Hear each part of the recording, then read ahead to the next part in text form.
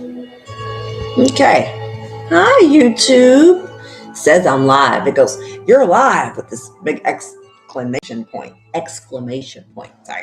But anyway, yeah, so I'm back. I was live earlier this morning when I crawled my way out of bed and started working on my Monday morning tasks at hand, which was to continue to try to coordinate my year-end calendars and move things over to the new year, which is going to be 2023, y'all, right? But anyway, Holly King here. I'm live on YouTube. So anyway, but I'm going to read for you, tubers, the goddess for every day excerpt for today's date, which is November the 7th. It's Monday.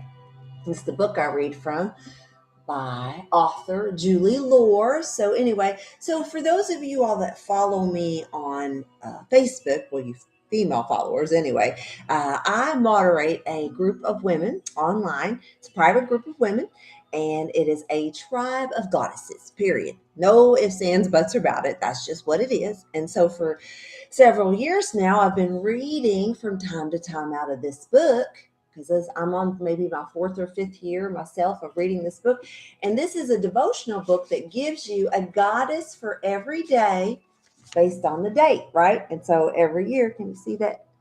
There we go. So every year, you can just basically, you don't have a lot of time for prayer and meditation and all that yummy stuff that we need to be doing spiritually, right? Sometimes you can just pick up a book and go, let me read an excerpt from, an affirmation from a book. And it just gives you insight on how to tap into your carnal day. Okay. So anyway, but for years I've been reading to my tribe. We call it a tribe, the goddess for every day.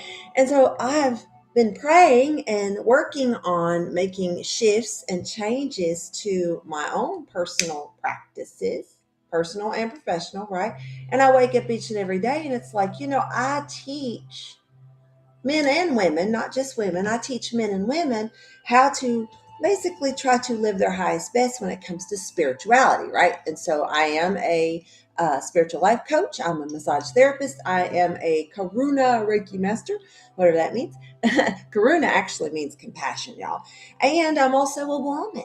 I'm a human being. And so it's my quest, my dharma to walk through life and just try to help people understand that they live both in the masculine and the feminine side of things. And so, we really would do well in society these days to just be conscious that everybody here is going through a journey, that, that religion is personal, politics is personal. And as we're getting into tomorrow, which is not only a day for voting for many of us in my area, it's also a full moon in Taurus, okay? So might be going into a bull market, y'all. I don't know, right? I have no idea.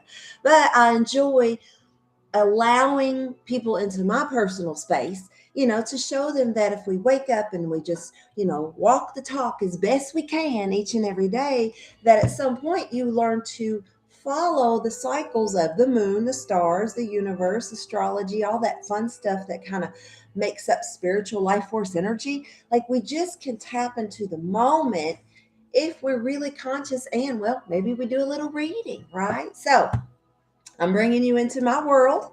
And so this is the reading for the goddesses for every day today, November 7th. And it's not just for the ladies. Oh, Lilith. I think the men would do well to understand divine life force energy from the eyes of a female or female side of life. So November 7th, the goddess for today, y'all, is Lilith. Okay. Now, Lilith is a big goddess. I'm going to get personal. That is a representation of Lilith, okay, the red lily here. And Lilith was what was considered Adam's first wife. So let's talk about that just a minute. Lilith, she means principles, okay?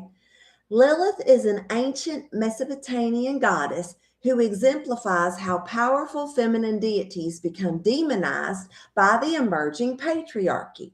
Lilith is thought to have emerged from the earlier goddess Balat. Hebrew texts turn her into a demon, and she, in the Sefer Ben Sira, an anonymous collection of Jewish proverbs, was identified as the first wife of Adam. She refused to submit to him, and Lilith claimed that they were both equal. Okay, that's the story.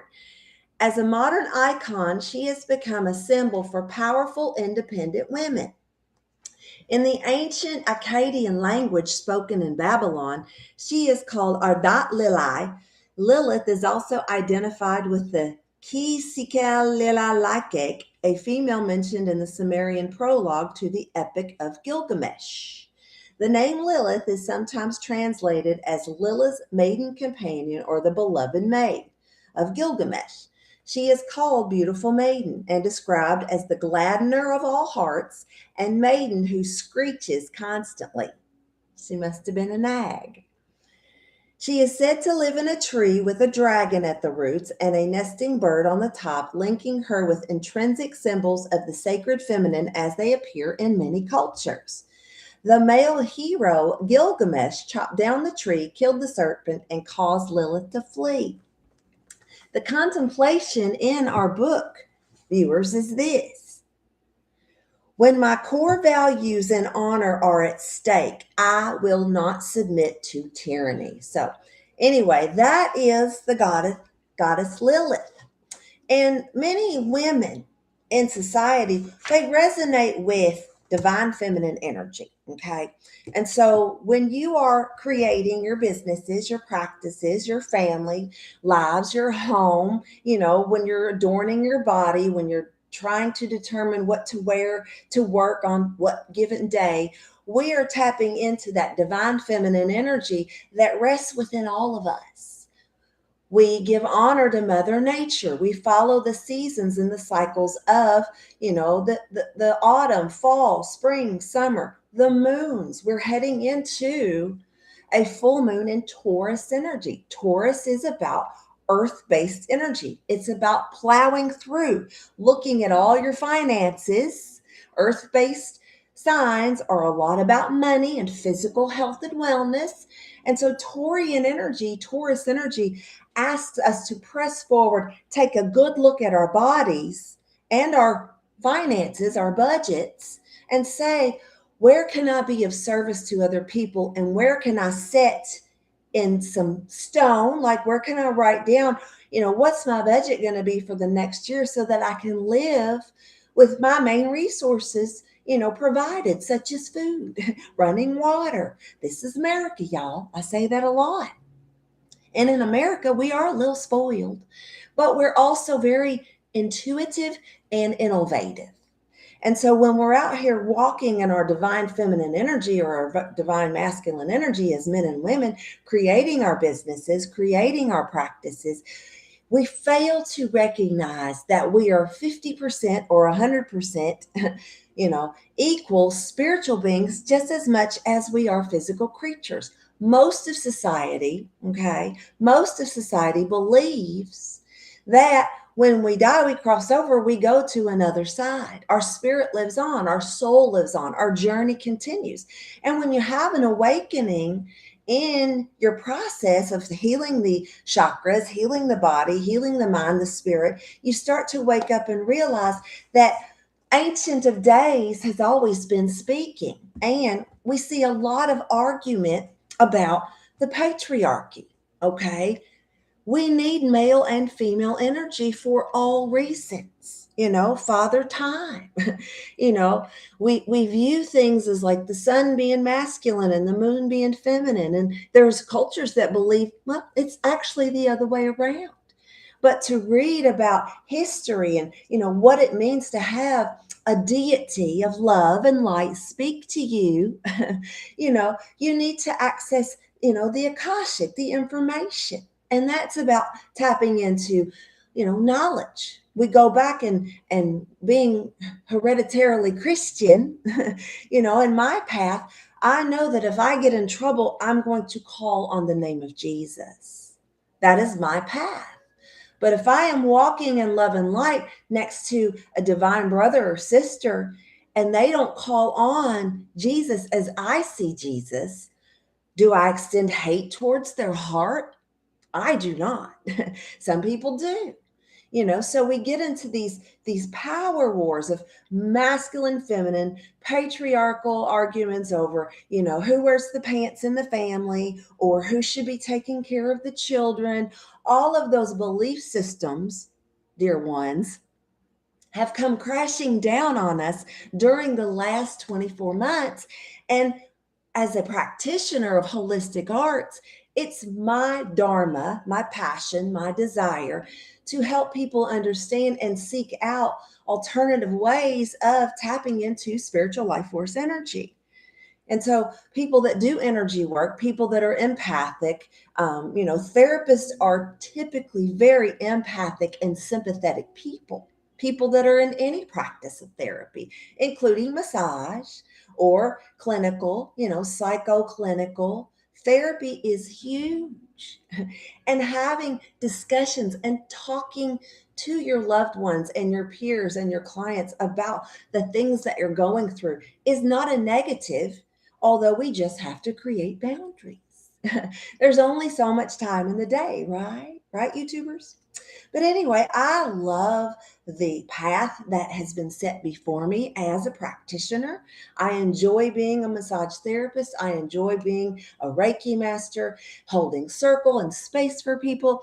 And sometimes we have to shift and change and do things differently. That doesn't mean it's right or wrong. If you're following the unction of the Holy Spirit, you will make changes each and every day as you see fit. That includes what you put in your body, including water, right? Breath, food, substances, coffee, right? Finish the coffee, but it's about being awake and being aware. So I'm going to change some of the platform that I'll be working on. So make sure you subscribe, you hit the like button, you share these videos with other people, because ladies and gentlemen of all statuses and cultures, this channel, the Reiki Station, is about sending love and high vibrational energy through technology so that you feel the love and the emotion that this channel has for you, and that you also create an awareness that when you step outside of your home today, or the doors that you are entering into, look around you, connect with other people, send them love, not hate. It doesn't matter what color they are, what car they're driving, what brand of shoes they're wearing. It's about being a divine human being and being a spiritual awakened consciousness. So that's it. I wanted to read the goddess of the day today. So I'm excited about where things are going. Hit the like button and subscribe, comment. There'll be more live videos coming soon, and you'll be able to talk in the chat and us have real life conversations about topical information that I feel will be super important to the healing process of our planet, y'all. So anyway, that's it. Holly King here, Holly King Wellness, the Reiki Station, live from Louisville, Kentucky. We'll see you soon. Okay, bye.